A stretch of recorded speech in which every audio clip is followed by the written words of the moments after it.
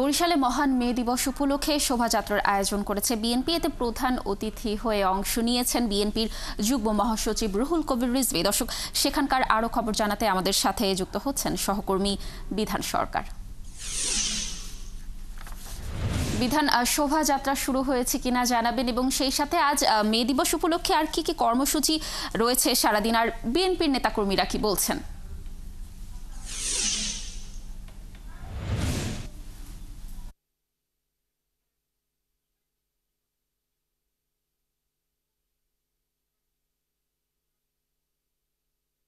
আসি এখন যেখানে বিএনপি অফিস বিএনপি অফিসের সামনেই জাতীয় শ্রমিক দলের আয়োজনে যে কর্মসূচি চলছে।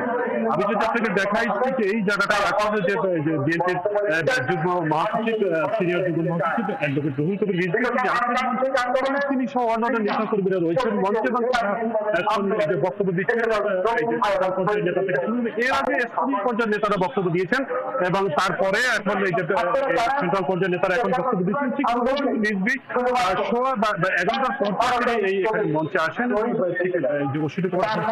বিএনপির যে এখানে দলীয় কার্যালয়ের পাশেই এখানে মঞ্চ করেছেন। বিভিন্ন জায়গা থেকে নগরের বিভিন্ন ওয়ার্ড থেকে দলে দলে মিছিল করে এখানে যোগ দিয়েছেন আপনার এই শ্রমিক সমাবেশ। এবং আজকে তাদের দাবি যে ইতিহাসের যে হে মার্কেটে।